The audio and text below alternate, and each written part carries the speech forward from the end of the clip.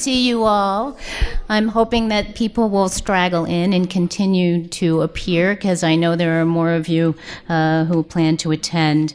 We always compete with the fantastic weather, and particularly today, it's another beautiful day. But I can guarantee that sitting in the dark will pay off this morning, because we have a great speaker. On the heels of Caravaggio, now we have the wonderful Eric Gordon, who is one on my short list, at the top of my short list of things I really miss about Baltimore. There are lots of things I don't miss, including high humidity and hair that never really seems to calm down. But the one thing that I do regret the most is leaving behind so many great colleagues at the Walters, and particularly Eric, with whom I worked on a couple of big projects, and it was such a distinct pleasure to be in his daily company. And as you know, we don't have a conservation department yet here. We hope to one day. So it is such a rare resource. And the more you know about objects directly and as material things, the more you can appreciate the whole process of making these rather exquisite things that sometimes we only know through slides. And of course, the irony here is that he's going to be showing you slides, but he's going to be showing you slides of things that only a conservator gets to see. And of course, the other thing that's so mesmerizing, really, if you think about it, when it comes to conservation, is just the very idea that as a trained specialist, a conservator gets to touch lots of fabulous objects. And also, what's more, a conservator inhabits the very spot that that artist had in trying to craft that object, whether it's Rembrandt or Titian or Caravaggio. And so just as an idea, I've always found that amazing, that someone could inhabit that space and credibly mimic even, to the point where you can't tell that the restoration has taken place. So I'm going to let Eric detail all of that for you, just a little bit about him. He's had such a long and storied career now. He's really a senior colleague in the field and very well respected. He is a specialist of paintings in particular, and he's the head of that department at the Walters. I'm not going to give you years. I found that as I have now settled firmly into middle age, that nobody actually says when they graduated from anything anymore, and I completely empathize with that sentiment. But he has a degree from NYU, from New York University, and he also has been honored by numerous fellowships. He won the Rome Prize, and he received a fellowship at Harvard's I Tatti in Florence more recently, and he's worked on so many important projects of restoration at the Walters. And as you know, the Walters has a spectacular collection of paintings, and one of the great things too about Eric in particular is just how diverse his field has been for him, because he's treated everything from American 19th century pictures to early Renaissance pictures. I mean, pretty much the gamut of what they have at the Walters, which also has a very deep collection of medieval art. So that means that he has a very, very broad and deep grasp of painting as a specific medium over a very long period of time. So he's going to give us a few highlights of some of the most important projects that he's had the good opportunity to undertake at the Walters. And I think he would like to take questions hopefully towards the end, but if you have a question that you really feel is urgent to pose, feel free. So please join me in welcoming Eric to the stage.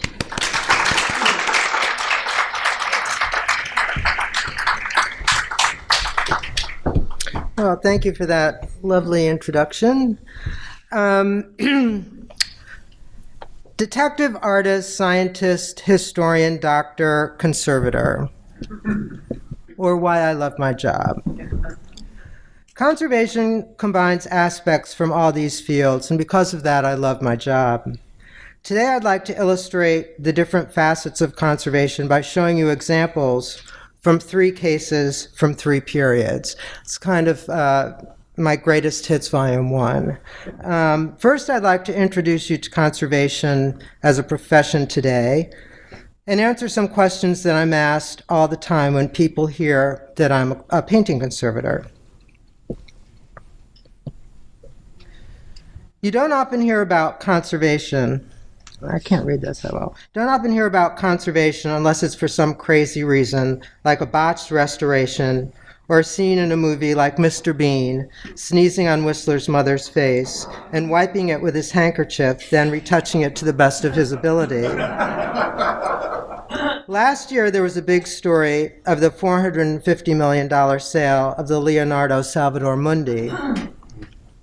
When photographs of its actual condition were released after its sale, people wondered if it was really worth it. Accidents happen, as when the pedestal holding the Renaissance sculpture of Adam collapsed at the Metropolitan Museum a few years ago. And conservation often needs to step in, as nothing can really stop the effects of time and nature. I didn't become aware of art conservation until my... Oh, thank you. That's better. I didn't become aware of art conservation until my junior year in college when I went to Italy. I spent one semester in Florence and one in Rome. When I started exploring Florence on my first day, walking from my house to the center of the city, I passed by this church, Santa Annunziata, where I encountered for the first time many paintings that I had studied in my art history classes. I couldn't believe that some of them were in outdoor courtyards, now covered, but once exposed to the open air, sun, and rain. Suddenly it became clear to me that they hadn't always looked like this, that their environment and age played a major role in their appearance and state of preservation. Excuse me. Like most visitors, I went to the Uffizi and saw a Michelangelo painting that had been recently conserved, next to another contemporary painting by Fra Bartolomeo that hadn't. The Michelangelo had bright, vibrant colors, and the Fra Bartolomeo was very dark and showed its age and damage, especially in the sky. I also met an American girl who was studying painting conservation in Florence. This isn't that girl, but it's such a great photo that I thought I'd include it. I talked to her about conservation, and a light bulb went on in my head. Here was a career that combined my interests in studio art, art history, and science. I came back to the States for my senior year and looked into conservation graduate schools, as I understood that no one apprenticed to a master conservator nowadays because there was just too much to learn. I found there were 4 graduate programs in the United States and Canada, and more recently an archaeological and ethnographic program in California. The programs consist of 2 to 3 years of study, followed by an internship. But in order to fulfill the requirements to get in, you need to have a background in studio art, art history, and chemistry, plus conservation experience, which was difficult to find. I was going to college outside of Boston, and fortunately, found a position at the Gardner Museum. I attended New York University program and quickly learned that there were many areas within the conservation field, that there's something for everyone. Here are some of the disciplines, and new ones always seem to pop up. I soon learned the difference between conservation and restoration and how the field has evolved through the years. Here's a sculpture that on the left more or less recreates how the statue may have looked originally, with color during Greek times, and how it appears without retouching. In the Walters collection, we have an interesting example of an early restoration in this portrait from 1539 by Jacopo da Pontormo. It entered the museum as part of a large purchase in 1902 titled Portrait of Vittoria da Colonna, a Renaissance poet. Victoria was a well-known figure in Renaissance Italy. Her husband died when she was young and she remained childless. In 1937, when the painting was examined before treatment, it was x-rayed. I'm sorry that we're missing a plate here. A figure was found hiding underneath the woman's dress. Cleaning tests revealed a child that had been completely painted over during an earlier restoration. So why would anyone do that? One possibility would be that a portrait of a prominent Renaissance figure could be sold by a dealer more easily than one of a nameless mother and child. Fortunately, it turned out the child was in good condition and the restoration clean, and the overpaint could be safely removed, leaving a slightly damaged surface. The painting was cleaned and retouched with stable reversible materials, and here's what it looks like today in our galleries. Art historical research was subsequently carried out, and it's now called Portrait of Maria Salviati de' Medici with Giulia de' Medici. Conservation today is different than it used to be. We take a holistic approach and consider not only the object, but the environment it's in and how that affects its longevity. For example, with more stable relative humidity and temperature controls in museums, we are able to take a less invasive approach to treatment. And when it comes to treatment, we try to use reversible, stable materials and consider the long-term effects of what we do. We thoroughly examine and research each object before we begin treatment and keep complete, detailed photographic and written documentation. Some of the first basic go-to examination techniques involve the microscope, ultraviolet light, infrared light, and if available and relevant to the project, X-radiation.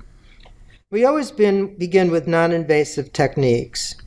Here I'm examining a 16th century Venetian painting under the microscope in the Walters Painting Conservation Studio. Ultraviolet or black light is electromagnetic radiation with a wavelength shorter than that of visible light, but longer than X-rays. It can reveal areas of retouching from the last 60 years or so.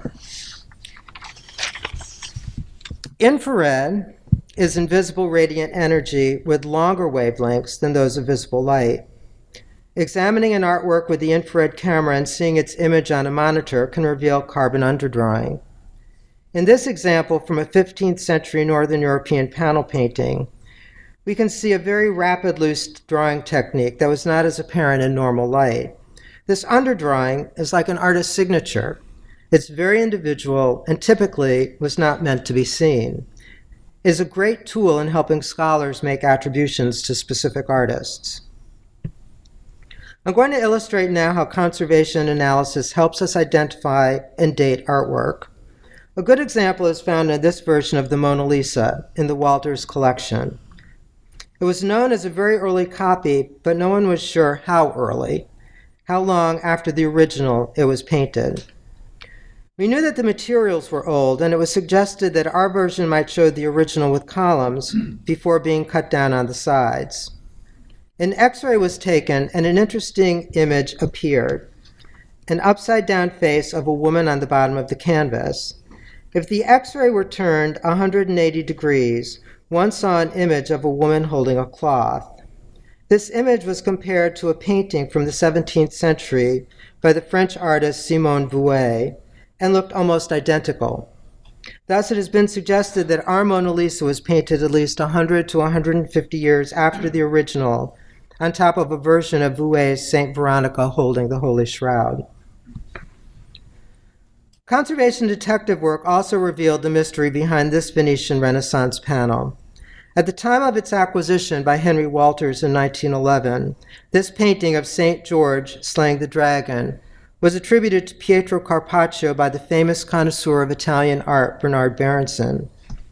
Pietro was the son of the famous Venetian artist Vittorio Carpaccio, and though no works had been firmly attributed to him, he was documented as a successful artist. X-rays revealed that below St. George was a Last Supper, most likely from the late 16th or early 17th century, painted by a Greek artist in Venice. This was determined by the painting style seen in the X-ray. Selective cleaning tests were carried out, and it was discovered to be a forgery. A 16th century image had been painted onto a 17th century support. Additionally, the cleaning tests revealed paint solubility similar to those found in 19th century paintings. Lastly, I'd like to discuss how conservation isn't always so clear-cut, how it can in fact be quite controversial. I'm sure that most of you are familiar with Michelangelo's famous frescoes in the Sistine Chapel that were painted between 1508 and 1512. The ceiling frescoes had a number of interventions prior to the 1980 restoration campaign. Initial problems with the ceiling were first reported in 1547, just 35 years after it was painted, when cracks and efflorescence, a white haze, appeared, caused by water penetrating through the floor above. Gianluigi Colalucci, chief restorer at the Vatican, who directed the most recent conservation campaign, wrote that the early remedy was linseed or walnut oil applied over these cloudy areas, making the crystalline deposits more transparent. In 1625, Simone Laggi, the resident gilder, wiped the ceiling with linen cloths and cleaned it by rubbing the surface with bread. Colalucci stated that Laggi almost certainly applied layers of a glue varnish to revive the colors. Between 1710 and 1713, another restoration was carried out using sponges dipped in wine, and contrasts in the design were strengthened by repainting details.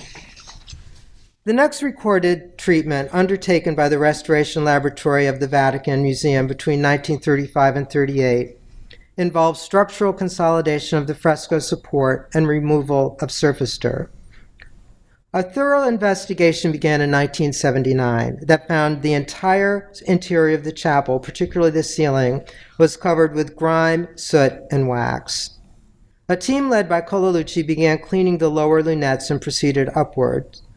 Every stage of the conservation process was documented on film by Japanese television crews.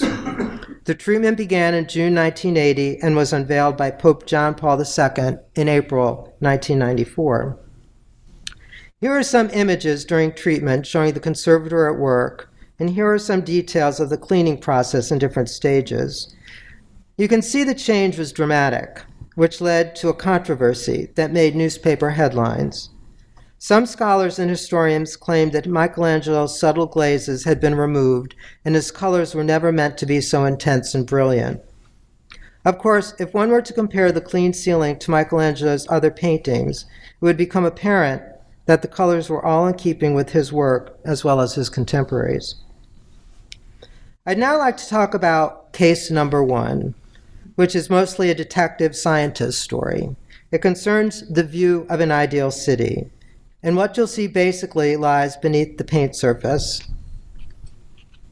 The View of an Ideal City is one of the pivotal paintings of the Italian Renaissance. Everyone in Italy knows it, though it is less familiar here in the States.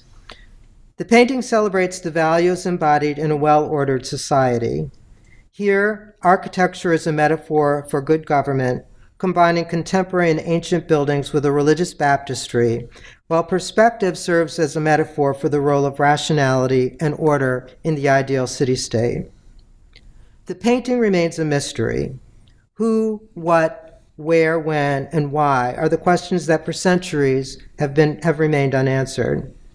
I will describe how the painting was made, for understanding how it was made and comparing its techniques to those found in similar known Renaissance pictures can help answer these questions. Through the years, it has been linked to 2 other paintings depicting views of an ideal city, in Urbino and Berlin, and it is often suggested that they were painted by the same artist and displayed as a group. In fact, there's a well-known poster depicting all 3 together. It has been attributed to at least 12 different artists and considered to have been painted in Florence, Siena, and Urbino. Baltimore's View of an Ideal City was acquired in 1902 by Henry Walters when he purchased the entire collection of Don Marcello Mazzarenti from the Palazzo Accoramboni in Rome. An early, recently discovered photograph found in the Villa Itati photo library shows the panel at the time when Bernard Berenson was about to write the Walters' first catalog of Italian painting.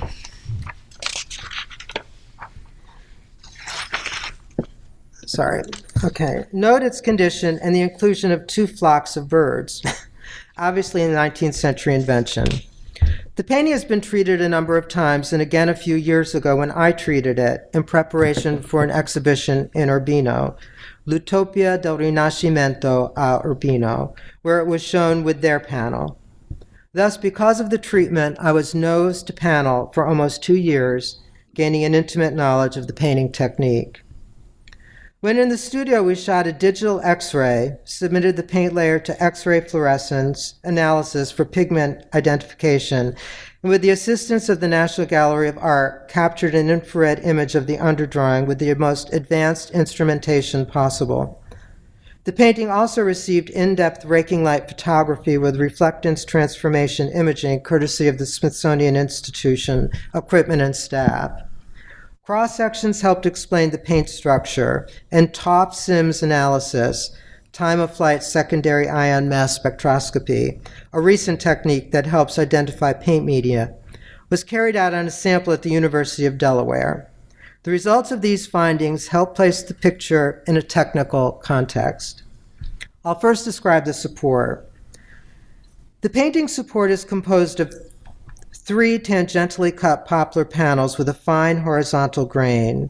The panel's knots and grain can be discerned in a raking light photograph. The dimensions of the overall panel are 31.6 by 86.6 by 1.2 inches. Vertical battens, which appear to be replacements, as they are not the proper length and do not fit perfectly into their grooves, are slotted into the original grooves.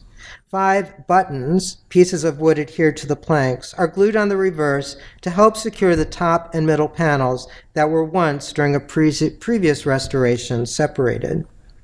Wide, uneven plane marks shape the reverse, and round insect entrance and exit holes are scattered across the back, indicating that most likely the panel has never been thinned. 6 small to medium-sized nail holes are on the left and right edges. There are larger openings for dowels. The paint layer abruptly ends at the left and right edges of the panel and may have been trimmed slightly prior to the 20th century, as seen in the early photograph. Upper and lower edges appear not to have been trimmed, and there is an unpainted border on the top and the bottom edges. The bottom edge is covered with original gesso, while the top edge is bare or abraded. In short, the painting is in excellent condition, with some minor losses and abrasion. The artist first may have set down his vision of an ideal city on a separate drawing or drawings, though none have been found. The drawings, or parts of them, were likely transferred to the white preparation layer with a stylus with a very fine carbon point. The numbers 1 through 30 are found on the bottom of the panel and may have been the first marks applied. They were written in a unique script and spaced approximately 2.8 to 3 inches from each other. Additionally, X's, you can see the X's above the right, the little red marks. X's and numbers, and you can see the numbers on the top, in what appears to be a random order, are found underneath the paint layer, perhaps indicating the transference of a drawing. And of course, none of this can be seen on the paint layer surface.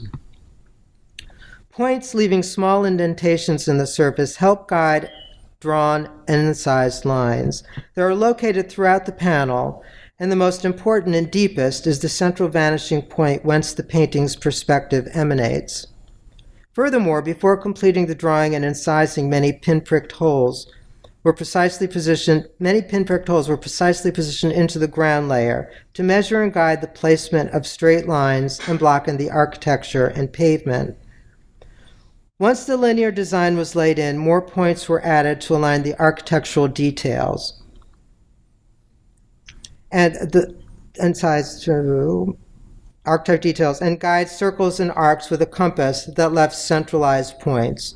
Both drawn and incised lines terminate in points, though not always, and occasionally points served simply as guideposts for a straight edge and are not connected to an actual line. For example, points mark the angles of all 3 stairways and the corners between the parapets. A series of vertical points within the parapet that do not correspond to a painted design help the artist align the steps and risers. Many small points mark the delineations on the left and right palaces, especially on the oblique sides.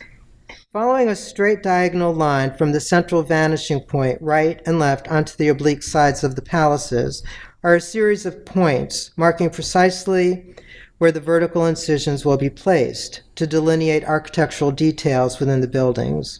Additionally, there are similar points located at the bases of the amphitheater and baptistry buildings.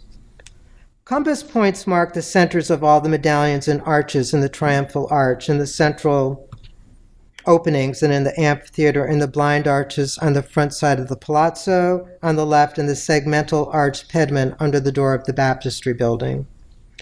Points help guide some of the underdrawing, but the underdrawing as a whole is much more extensive and exhaustive than just connecting the dots. Many orthogonal lines emanating from the central vanishing point align the colored geometric tiles in the pavement and horizontal and vertical lines close the geometric shapes.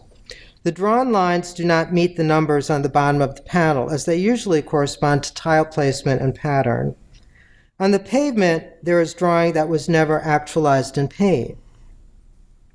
At the bottom left corner between the numbers 2 and 5 are a series of diagonal lines emanating from the bottom center of the panel. These lines diagonally cross orthogonal lines that begin at the central vanishing point and create a diamond-shaped pattern.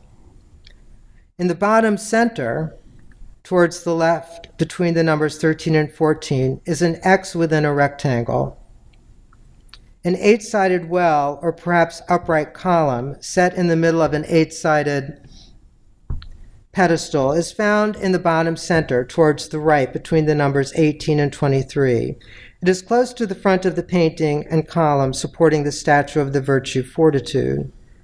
If it had been painted, the pedestal would have been about the same width as the triumphal arch, which would be pretty big.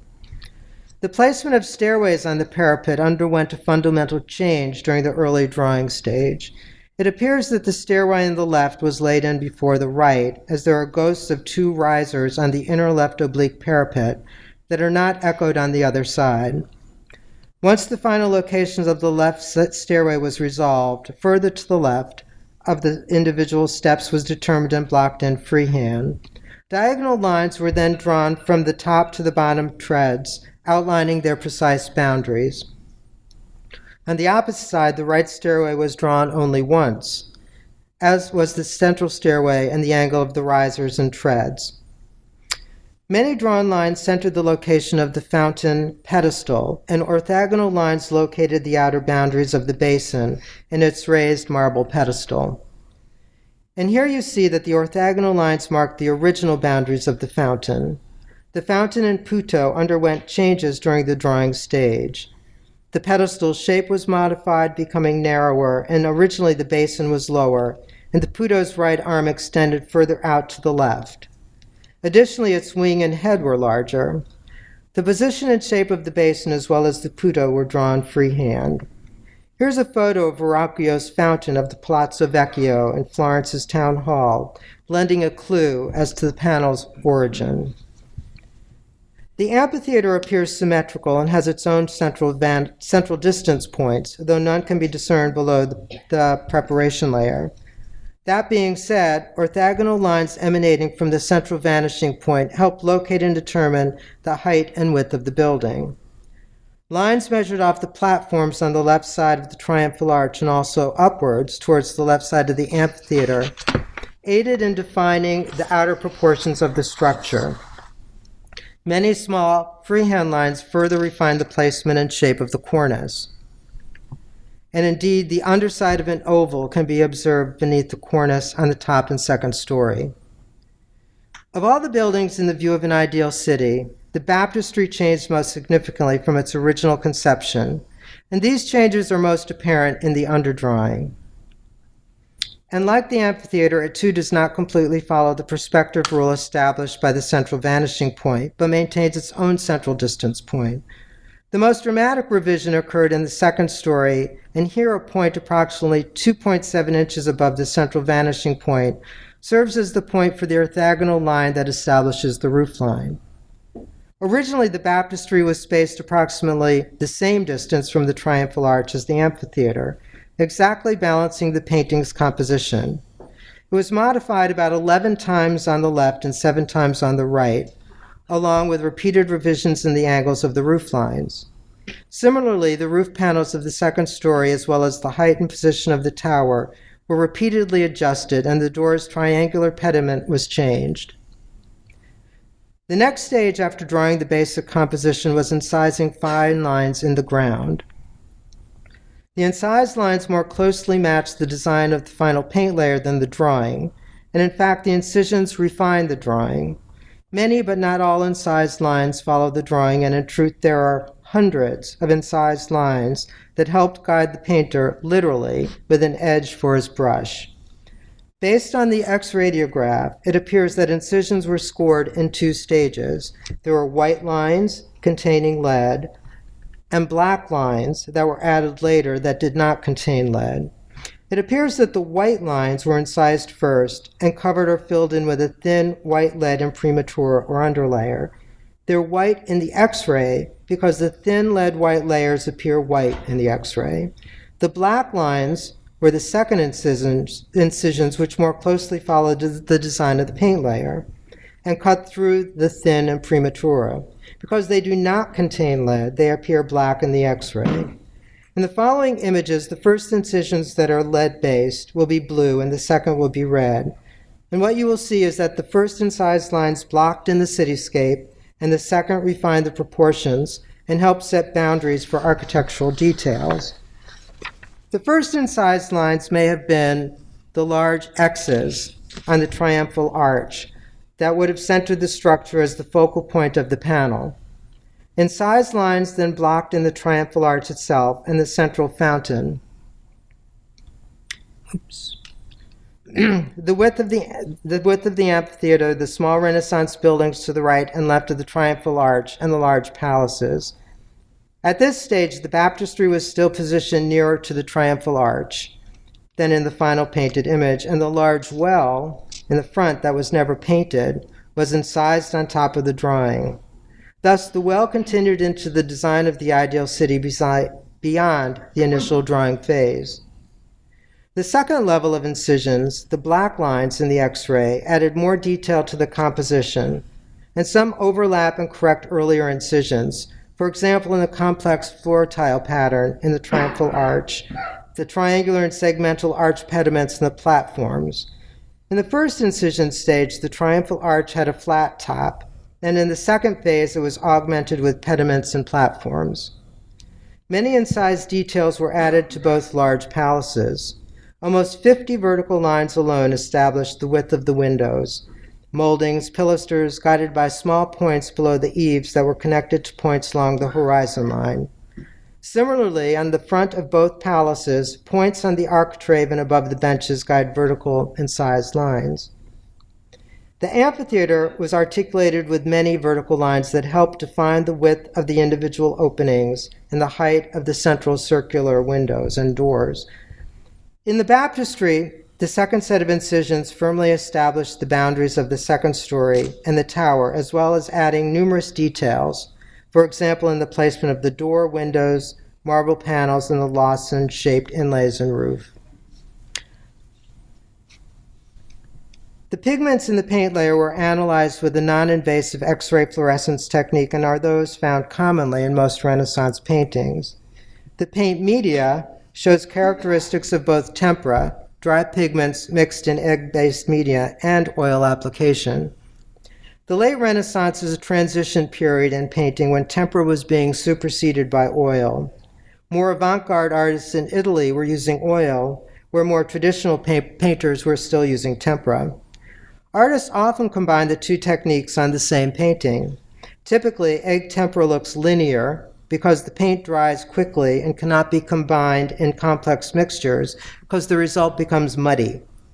Thus, thin lines or strokes of color are applied next to or on top of each other so that they merge from a distance. The linear technique in the architecture of the ideal city looks tempera, but also has characteristics of oil in part based on visual examination. During this period, oil applied in a tempera-like technique did not have a lot of body and imitated tempera. Recent Toff-Sims analysis in one cross-section taken from the figure in blue by the fountain revealed the paint layers in this location are all egg tempera. The Baltimore ideal city is the only panel of the three with figures, and a question that has engaged scholars for years is whether they were added later or are contemporary. One way to solve this piece of the puzzle is to analyze cross-sections to distinguish if there is a varnish layer between the figures and the paint layer. A distinct resin layer would support the theory that the figures were added after the painting was varnished and completed. No varnish layer would suggest the figures are contemporary. Tiny samples were taken from the four figure groups and examined under the microscope. Analysis revealed no distinct varnish layer below the woman at the edge of the fountain, the figure with the barrel, the small figures in front of the amphitheater, and the Virtue Justice. In other words, the figures appear to be contemporary to the painting. I'd like to very briefly compare the artist's technique in the Baltimore Ideal City to the Berlin and Urbino panels. These comments are based on personal observations, photographs from visits to the Gamalda Gallery in Berlin and the Galleria Nazionale delle Marche in Urbino, infrared images, catalogs, x-rays, and an in-depth technical CD. The widths of all three panels are somewhat similar. Urbino's is the longest, though our panel may have been slightly trimmed on the sides. Urbino is 1 plank, ours is 3. The Berlin is the largest by far, especially since it has a faux painted bottom. In fact, it has painted sides as well. All three panels show evidence of underdrawing. The tower was refined in the Urbino panel, and another building originally was drawn behind the central building. Infrared images of the Berlin panel appear to reveal minor changes in underdrawing visible in the ship's sails, where their size and shape were slightly reconfigured. As a whole, the underdrawing in the Berlin panel, though, is substantially different than that in the Baltimore panel. First, one does not see underdrawing under the entire surface, for example, under the faux wood base, where the paint is more broadly applied, than in the Ideal City proper, where there is a finer paint application. Second, a curious feature observed in the underdrawing of the Berlin panel is the presence of spolvera, or dusting in Italian, small dots that indicate the transference of a drawing to the painting support. Small holes would be pricked through the lines of a drawing, and charcoal would be pounced through the holes to transfer the design onto the painting support. Here we see a good example in the Palazzo on the right, and as far as I can see, this is the only indication where spolvero appear. Additionally, we do not see evidence of a drawn numbering system on the bottom of the city image, or as many changes between the drawing and the final design. There is extensive incision work in all three panels, for example, in the pavement, buildings, and architectural details. Additionally, there is evidence of incised lines that were not followed in the paint layer, such as the arches and the well. Furthermore, there is similar evidence of numerous incisions in the Baltimore and Urbino panels that were carried out in 2 phases. One appears white and one black in the X-radiograph. It appears that in the Urbino panel, the pavement was laid out in white and more details in black, while the order is reversed in the Baltimore panel.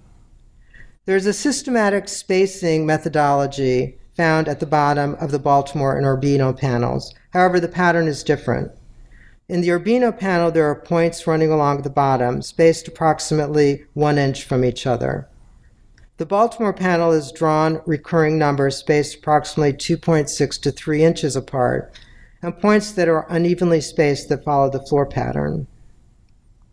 Both Urbino and Berlin panels have surface deformations that indicate the presence of chiodi, or nails, that were later covered by the artist that can be seen with the naked eye. Baltimore's does not. This may relate to the manner in which the paintings were originally installed on our placement of the battens, though the Urbino panel is 1 plank with a small strip on top.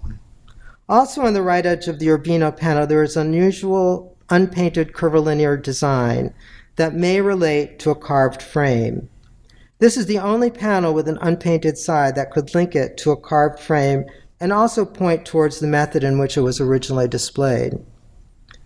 There's somewhat similar brushwork in all 3 panels that is very linear and temporal-like in its application, as well as areas that appear more fluid and brushier, like oil.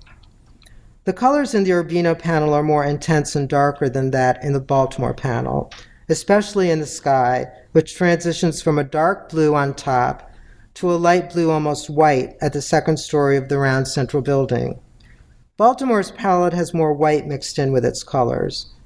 This difference in intensity of color does not relate to its condition or past conservation treatments, and could be observed when the 2 paintings were exhibited together in Urbino. The Baltimore Ideal City is the only view with multiple vanishing and distance points. One in the center, one above the central tower, one for the amphitheater, and one for the baptistry. This opens up the viewer's vantage point so that he or she can stand anywhere in front of the painting, and can still see the entire cityscape straight on. From all this data, what can we tell? Based on technical analysis, it appears that the three paintings were made differently and most likely by different artists. With further analysis of other contemporary panels, we may be able to discover the actual artist.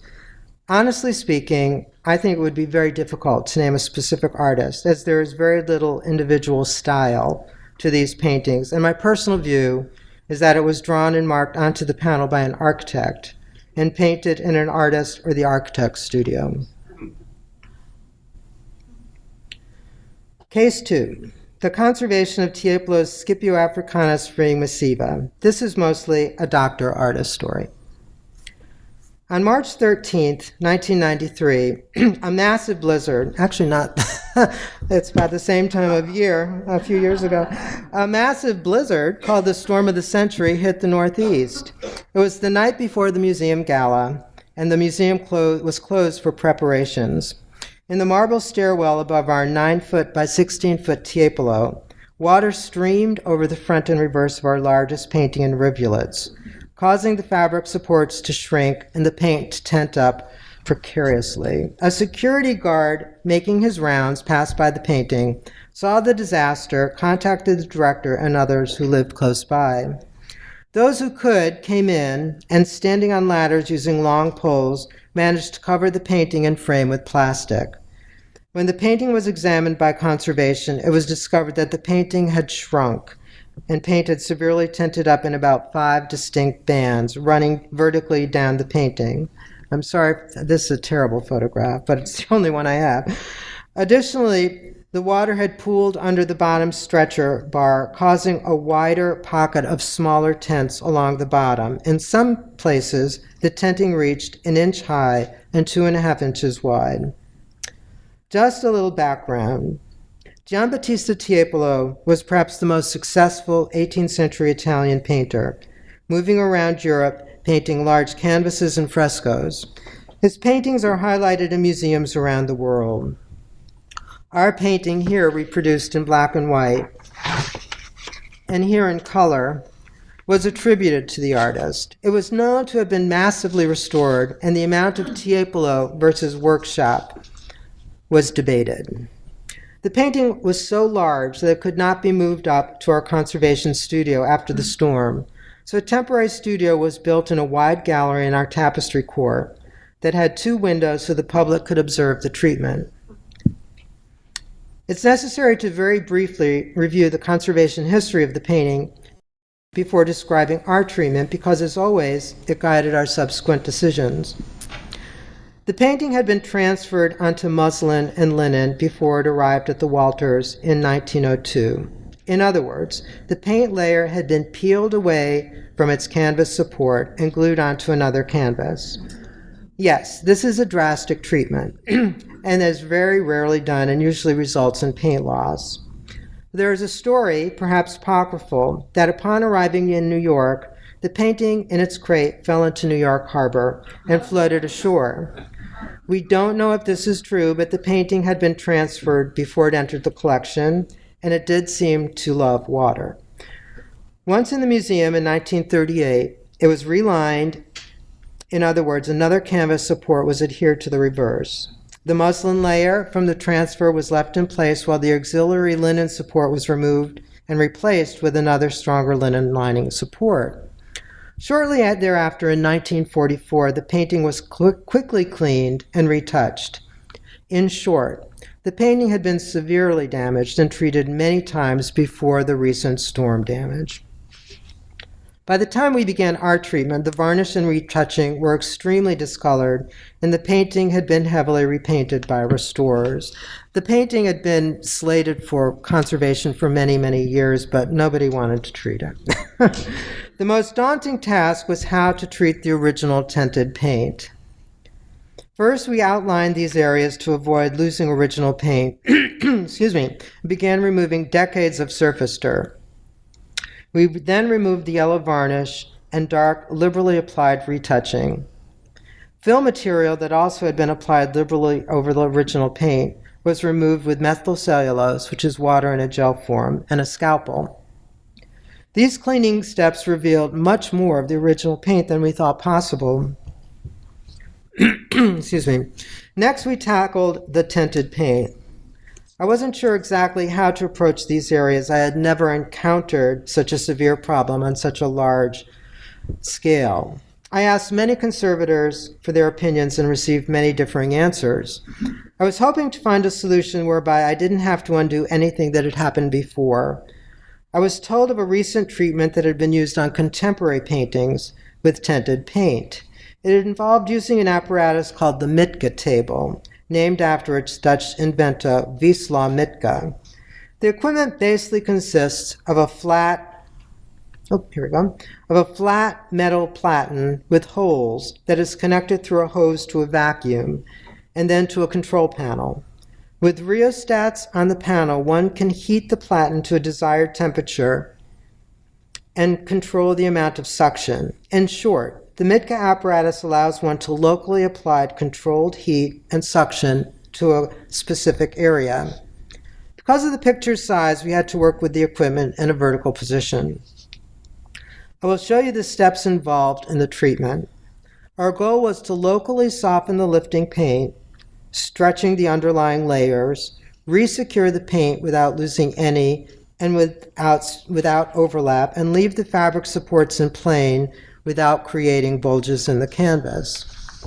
Specifically, what we did to reach our goal was to create a mini humidity chamber over the tinted paint, expand the support, and reattach the paint with sturgeon's glue. The initial step was to bring the platen into direct contact with the back of the painting under the tinted paint.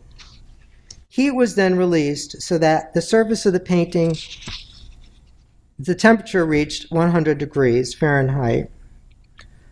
A blotter was slightly dampened with distilled water and laid over the insecure paint, held in place with mylar and wax.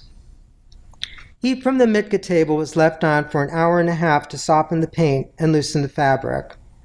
When the area was ready, warm sturgeon's glue was brushed into the cracks in the paint, then silicone-coated mylar was placed over the tint, and the paint was quickly laid down with a cotton swab and heat from an air gun. More sturgeon's glue was then applied. Heat from the Mitka apparatus was turned off. Then the suction was turned on so that cooler air would pass through the picture and paint would quickly dry flat in place. Here are a few during treatment shots. Excuse me. So you can see that on the bottom, the tinted paint has been laid down with this treatment with the Mitka apparatus, and on top we haven't treated those areas yet, so the paint is still very tinted. We also used the Mitka table to readhere delaminated layers of support where the linings had become detached from each other. First, we applied moisture with a damp blotter directly to the reverse of the painting. We then brought the platen in contact with the back of the painting and raised the heat to 100 degrees on the surface for 5 minutes. Thus, this created a slight bulge on the front. When the area had softened and expanded slightly, the suction was turned on and the heat turned off until the flattened, resecure area had dried. With the painting structurally stable, we then began reintegrating the surface. We varnished the painting with a synthetic, non-discoloring resin that simulates the appearance of a natural resin, which the painting would have had originally, then began filling losses with gesso and texturing the fills. Here's what the painting looked like with the old restorations removed and the losses filled and textured. I call it painting in a snowstorm. Here we are in painting losses with a synthetic retouching medium that does not discolor with time. Our initial step was to tone the losses with inks to tone down the white fills and lay a base for the final retouching. On the upper left, you see the toned fills, and in the middle, the fills have been inpainted. All helmets in the painting have feathers. So in consultation with the curators, feathers were inpainted based on those found in the other helmets. The most glaring and serious losses occurred right in the middle of the painting, in the face of the page staring directly at the viewer. Serendipitously, I happened to look at an auction catalog of old master drawings and found this sketch by Tiepolo. It appeared to be the same model used for the page, only perhaps a little bit older. With this drawing in reverse, I had a basis for completing the features of the central figure. We also researched the painting, finding an oil sketch in a private collection in Milan. We took a tiny sample from the sky and produced a lovely cross-section showing the distinct biscuit-colored ground layer followed by 2 layers of blue paint, which is typical of Tiepolo's early paintings. And we borrowed a portable X-ray unit to shoot an X-ray of the entire painting. We discovered some interesting pentimenti, or underpaint, which shows how the artist originally laid out his composition. Here we see how originally Tiepolo envisioned an older man next to the helmeted warrior. So you can see on one side the older man was first laid down and then painted over. And here we see how Scipio's arm was originally lower, and like Massiva's head, which was originally lower. And interestingly enough, some of the pentimenti does correspond to that earlier oil sketch. And here's what the painting finally looked like after a full 2.5-year treatment. And as a reminder, here are some shots of the steps involved. With all the restorations removed, the scholars reevaluated the painting and declared it to be one of young Tiepolo's first major commissions, painted by the artist alone when he was about 19 years old. And the icing on the cake was when it was requested by the Metropolitan Museum for a major retrospective in 1996. And on the bottom, you can see the art handlers carrying our painting up the steps of the Metropolitan. The last case study draws on all these professions. It involves a lost painting. George Inness once wrote, "In every picture there is a story, of course." Well, I think he'd be proud or maybe a little embarrassed by this one. The first Madison Square Garden, oh, and here we go. Here's a Santa Barbara painting. The first Madison Square Garden was built in 1879 at a time when New York's climate of corruption reached even into the city's building codes. The garden contained dance halls, arenas, restaurants, and an art gallery. In 1879, an accident occurred when 8 theater boxes gave way. There were injuries, but no one was killed. Clark Bell lent one of his major George Inness landscapes, the New Jerusalem, to an exhibition at the garden. On the night of April 21st, a portion of the garden's wall and tower suddenly collapsed. Around 9 p.m., plaster started falling and noises were heard. The gas was put out under the pretense that, quote, the heat was injuring the paintings. No warning was conveyed to the 80 people in the dance hall, and the tower fell out to the street as people were escaping. Headlines the next day reported the shocking calamity: 3 killed, dozens injured. The accident hurt many, and dozens of paintings were lost. Among them, a celebrated allegorical landscape by the American artist George Inness titled The New Jerusalem. It was one of Inness's most important works from the 1860s. As workers cleared away the rubble, it seemed the New Jerusalem was lost. George Inness was a 19th century American painter who steadfastly went his own way. While others faithfully reported the glories of our country, such as the Hudson River School painters, Inness sought to depict its unseen essence through landscape. Inness remained a successful artist throughout his life. In fact, his body was laid out and stayed at the National Academy of Design at his death, one of only 3 artists to have received that honor. By the turn of the century, his canvases sold for record prices.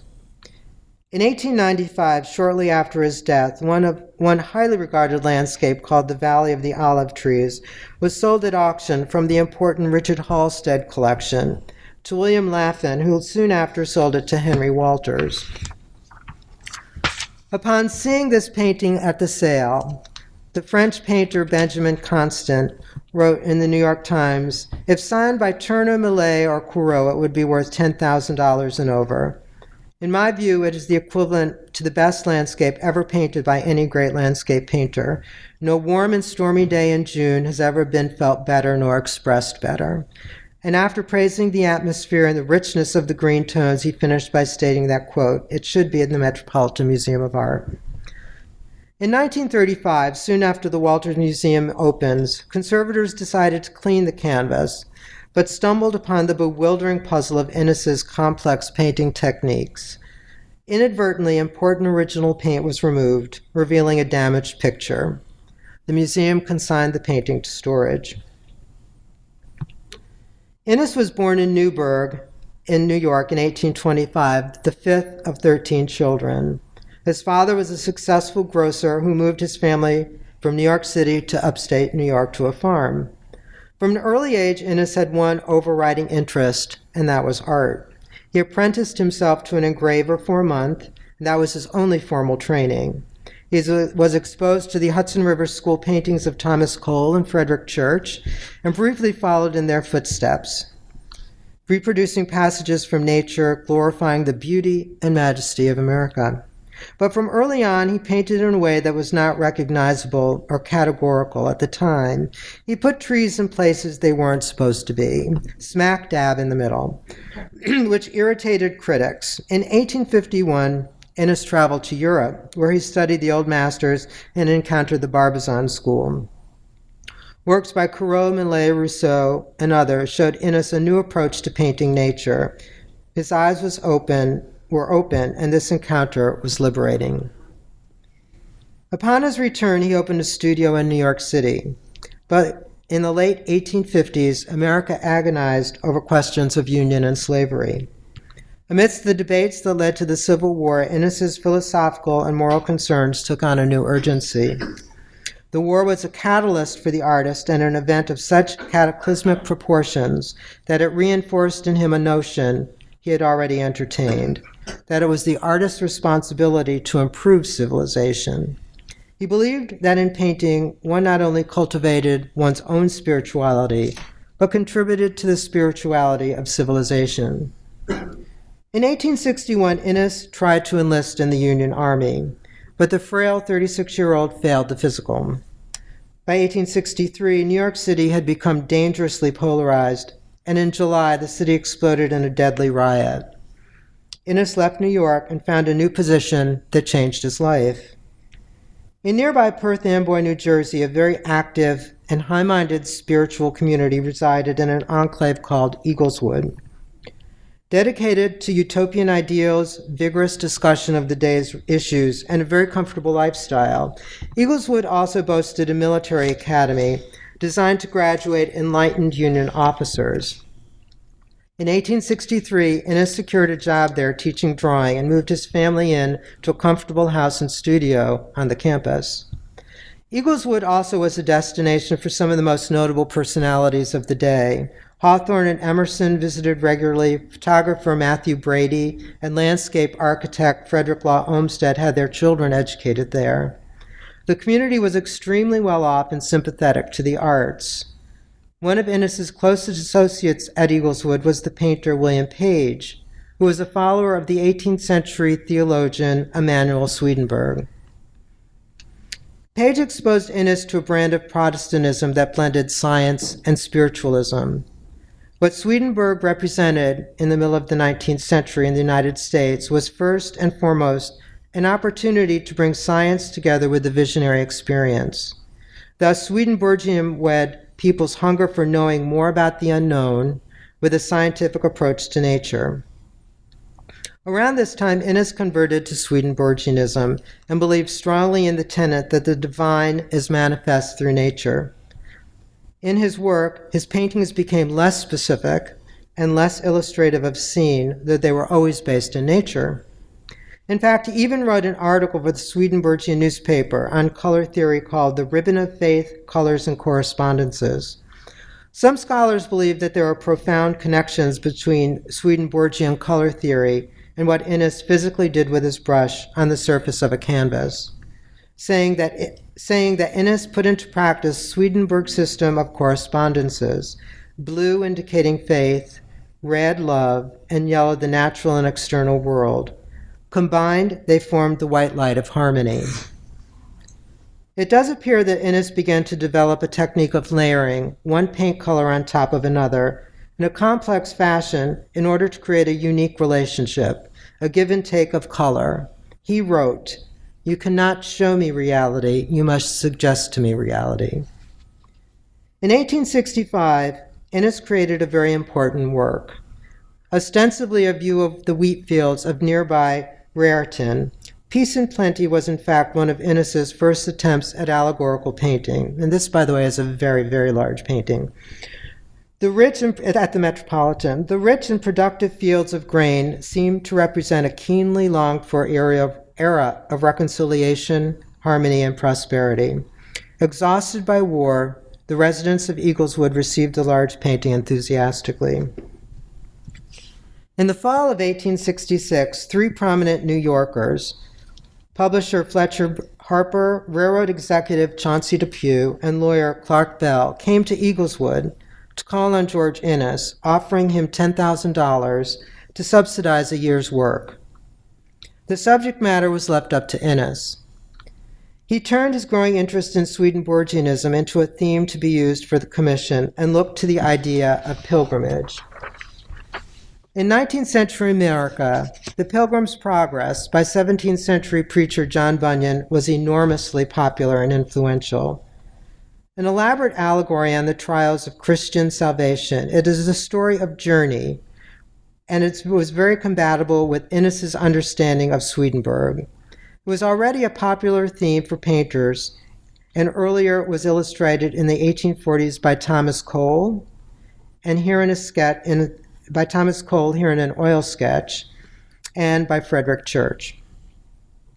Coincidentally, as he planned his commission, a celebrated traveling panorama, A Pilgrim's Progress, opened in New York. Here is a schematic from an 1848 Scientific America of the panorama, and these panoramas were kind of like the movies of the 19th century. The panorama features dozens of scenes from the book, painted on a nearly 9,000-foot-long canvas roll, 8 feet high, ingeniously engineered for high theatrical effect. The show drew over 200,000 people. Since Pilgrim's Progress was an incredibly popular and widely read book at the time, Inness may well have chosen the subject for its popular appeal. However, he also chose it because of its content, a journey towards spiritual enlightenment. Here are some images from the panorama. They're pretty crazy. Inness planned a series of 3 paintings that would be more than simple illustrations. He envisioned them as complex allegories on the theme of journey to harmony and salvation. Undoubtedly, this theme echoed his feelings towards America at the time, following the devastation of the Civil War. Inness began painting the 3 pieces that together he titled The Triumph of the Cross. The first painting, The Valley of the Shadow of Death, is now in the collection of Vassar College and shows the pilgrim Christians standing in a darkened valley at the cliff's edge, gazing toward a bright blue sky illuminated by a cross. According to accounts in George Inness Jr.'s biography of his father, the second and third paintings were lost. In 1917, he wrote, quote, "The Valley of the Shadow of Death, I believe, is in the Brooklyn Art Museum," which was wrong. It was and belonged to Fletcher Harper, which was right. One of the canvases was destroyed in the Chicago fire, and the other, The Delectable City, was destroyed or damaged in an accident at the Madison Square Garden. From newspaper accounts, The Vision of Faith depicted an episode where the pilgrim looks through a telescope at the celestial city. This is the second painting. Michael Quick, the author of the Catalogue Raisonnéen, the scholar who studied Inness and seen more of his paintings than anyone in our generation, believes this sketch in the collection of the Cincinnati Museum is for the painting. And you can see a man looking through a telescope at the bottom corner. The third painting was titled The New Jerusalem, mistakenly called The Delectable City by his son, and we can visualize how it looked from contemporary newspaper accounts. In an 1867 review, it was described as a landscape filled with verdant meadows, lushly painted green trees, buildings in the far distance, illuminated by a glowing cross. In the foreground, the sick and lame traveled up the river of the water of life towards the celestial city. And the celestial city is echoed in the sky. One critic described it as mystically resplendent.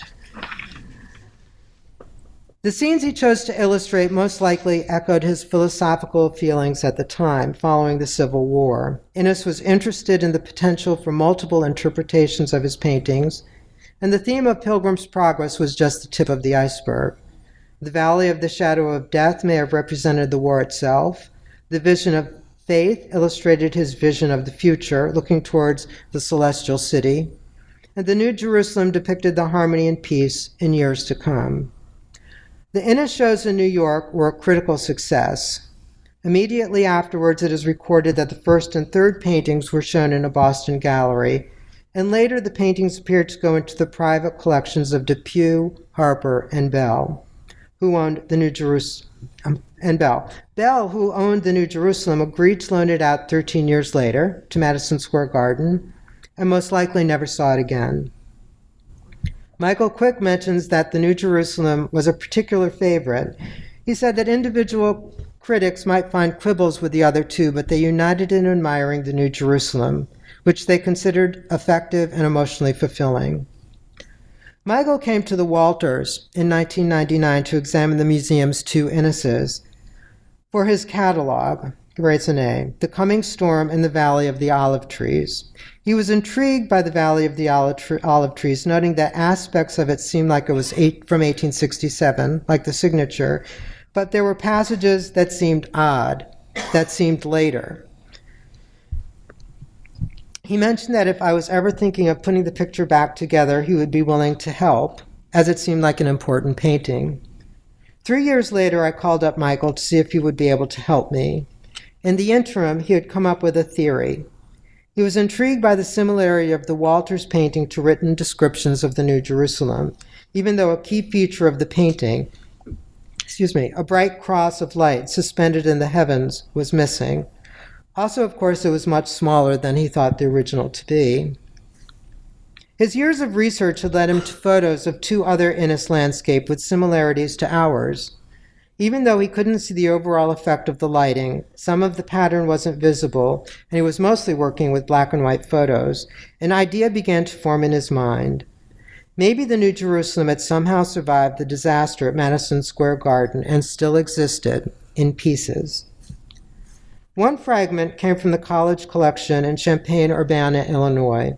Here we go, that's ours. Chicago, Illinois, the Cranard Art Museum. It was called Evening Landscape. It had been kept in storage because it was rather odd. It had no horizon line. In fact, it is the only known Inness without a horizon. The other he had seen in an auction catalog. I traced it through Sotheby's and found it in a private collection in North Carolina. It was called Visionary Landscape. All three showed signs of being repaired and reworked, and all three were signed G. Inness, two of them dated 1867. Could Inness have salvaged the New Jerusalem, cut it up, and reworked the fragments? Such a move would have been vintage Inness. Inness was known to visit patrons' home and repaint or revise paintings that had already been hung on the wall. In fact, he painted over one of his son's canvases, turning it into a very well-known painting called The Monk in the Phillips Andover Academy. An X-ray revealed a cow underneath. The Walters arranged for loans of the two canvases and began a campaign of scientific detective work. Upon seeing the paintings together and comparing them to the written 1867 descriptions, it immediately became clear that they made up the majority of the New Jerusalem. It appeared that Inness must have salvaged the painting, cut it up, and reworked passages. In this process, he desanctified Jerusalem by painting out references to the city, such as domes, making it appear more like a manor house in a bucolic landscape. We first X-rayed all three paintings and found similar large scattered damages. We also detected the same weave pattern down to the thread count per square inch and the odd, inconsistent placement of thin and thick threads. We took cross-sections in similar yellow and green passages and found the exact same ground and paint layer structure. At the Winterthur Conservation Facilities at the University of Delaware, we analyzed pigments with medium with X-ray fluorescence and found similar colors of green and ochre from all three paintings, based upon their elemental content. The composition of the paint were so similar as to be considered a match. And finally, with the help of the other two fragments and with our cross-sectional analysis, I was able to restore our badly damaged painting. First, I completed cleaning our picture, removing later restorations and leaving a thin layer of the older varnish where it previously hadn't been removed. Then I varnished and filled the losses. There was a unique way that Inness was able to make his color that you could see with your naked eye in the layers of the painting. Transparent or semi-transparent paint was applied very thinly so one could see the color beneath it. It enabled him to present the true appearance of nature, true in a spiritual as well as a physical sense. With the continuity of design from the other fragments informing the overall work, I could begin the process of restoring the Walters painting. Cross-sectional analysis helped me figure out a method to in-paint the losses in the Inness. I noticed distinct layers of color that did not blend into each other and devised a system of using 3 different paint mediums that would not mix into each other as they were applied. I first built up a pink layer with watercolor, then on top of that applied a blue layer with acrylics, and on top of that added a solvent-based system because I didn't want my layers to mix into each other. With the restoration complete, one could once again see this important painting from a pivotal series from Inness's career, a painting considered lost. So, you may wonder, are there any more fragments, like the cross? Michael sent me a black and white photo of a small painting that someone had sent him. He couldn't place it or remember who sent it to him, but it does look like it could fit. Now to find the cross. Thank you very much.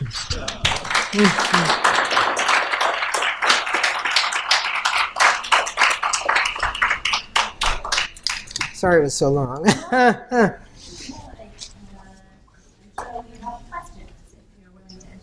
Sure. I'd like to know how you determine when a painting is really worth the effort of the conservation. What are the considerations? That really is not my decision. That's really a curator's decision. And for the most, everything that you've seen here is in the Walters collection. And so all of the paintings, everything in the museum is considered, worth treating and exhibiting, unless they decide that they're going to deaccession it for some reason. I think the curators and staff, weigh the priorities in terms of if something's going on exhibit or whatever. But the monetary value is really not something that's considered. It's more like the time that's involved. So, for instance, I just was involved with a very, very large project. It was a 6-year project of 3 huge Italian panels, part of a series. And I was working on other things at the same time. But one thing that was considered when they decided to take on this project was what wouldn't be done because we were working on this project. So it's that type of thing that's really considered, weighing our time and effort and getting something done versus not getting something else done. And do conservators have styles? In other words, can you look at a painting that has been worked on and know who did it? Well, that's a great question. We take lots of interns at the Walters, and there was we're very close to Washington, so we often take class trips. And so we went to the National Gallery, I remember very distinctly, and there was a Veronese exhibition, and there was this one room with large Veronese paintings, and it was a great teaching moment in that you could look at the painting from the Louvre and identify, without even looking at where it was from. It was like the yellowest painting there. And you could look at the painting from the Metropolitan and the painting from the National Gallery in London. And there were very distinct styles in terms of how they brought their paintings together at the end, how they cleaned them, how they reintegrated the losses. And I suppose people do, to a degree, have styles. I think it's less now than it used to be. This Veronese show was about 20 years ago, 25 years ago. But still, there are typical schools of thought in terms of, and philosophies in terms of different institutions. Yeah. I'm having trouble understanding how a painting can be removed from its canvas. Haven't the fibers of Right. the canvas and the paint bonded to such an extent? Right. Well, what happens to transfer painting? It's basically a transfer, which is what you saw in the, which is what happened to the Tiepolo, and why I didn't want to I didn't want to undo what had been done because it was so drastic what had been done. And it's like taking a skeleton out of a person and replacing it with another skeleton. It's so drastic. So what you have is, let's say this is your painting, and then this is the paint layer, and then underneath it there's the canvas, the ground and the canvas. So what you do is you apply a paper and glue to the front, and then maybe another canvas on front with a strong glue. And the idea is to have the adhesion from the front stronger than the adhesion from the back. So in other words, the paint, you will start rolling this front, the paper and fabric off and like onto a roller or some large roller or something like that. And the adhesion between the front will be stronger than the back. And so the paint will supposedly release from the ground and the original support onto this front layer. Then you prepare another support, let's say another piece of canvas with glue and with ground, and then unroll the roll back onto the painting and adhere it again. So it's a drastic treatment, and it's not often done. It was done sometimes with panel paintings before they came to the United States in the 19th century, because the panels the wood was so susceptible to changes in relative humidity. So it's like, let's just take the paint off and put it off the panel and put it on canvas. But you lost a lot of paint when you did that. Don't you lose paint to the canvas? I'm going back to the first, in spite of heat, don't you still lose some paint to the original canvas? Yeah, you would. And that's why, I've never, it's so rarely done. Yeah. It would only be done in the most drastic circumstances. If, let's say there was a flood or something and, the fabric was just totally disintegrating or something like that, you needed to put a new support on the back. I was just maybe you can confirm for me, but we have a small portraiture show upstairs right now, and if you, I'm not supposed to tell people, but if you look very carefully at the portrait by Romney, which is loan to his long-term run, I believe that it has gone through a similar procedure. And in fact, when we unframed it and examined it, it turned out to be affixed to a metal panel. And this is a type of support that is long not used, but there was a period of time in conservation where it was used in drastic situations. It would seem to me where the transfer process had resulted in huge areas of loss. So whoever restored the picture, it looks fine, but if you look at the surface, you begin to realize how flat it is, and I'm sure there was a lot of paint loss involved, and Eric can confirm that for me by looking at it. So the good thing about conservation is frequently that the conservation treatment is so effective that it doesn't attract attention to itself. So unless you're trained the way that Eric is, it's obvious where restoration is taking place. But to normal visitors, it doesn't leak out at you until someone paints it. And I suppose that's one litmus test for the success of the conservation. But the Tiepolo, for example, which was so extreme, when people go visit the Walters, they don't stop in front of it and say, "Oh my God, look at that thing!" It must have been through snowstorm, right? I hope they don't. Yeah. It looks almost pristine, Yeah. even though most. It's a mess. Yeah. Things have happened. Anybody else? You alluded to the philosophical differences among conservators. what are the main philosophical arguments? Well, I think that there, some of them I touched upon in, with the Michelangelo cleaning, the idea that, you leave, the how far you go with the cleaning. I mean, I know that I always try, when I treat a painting, I always try to leave a little of the varnish layer, unlike an oil painting or something like that, because typically varnishes discolor, varnishes do discolor from the top down. So the most discolored part of a varnish will be the top layer, which you can remove. And then I try to leave some of that bottom part of the layer there, which is not as discolored. But then there are certain schools that just say, you just remove all the varnish and then you put on a new varnish. But one of the issues is that, especially with traditional painting, oil paint changes as it ages. So typically darks get darker. So sometimes a dark green or a dark blue will start looking dark brown or black. And so you don't have all of that variation. And in contrast, the lights become lighter. So let's say you have a portrait of a person wearing a dark vest and then they're wearing this white shirt. Originally, the contrast between that white and the dark and the subtleties wouldn't be as strong as it would be if you would remove all the varnish.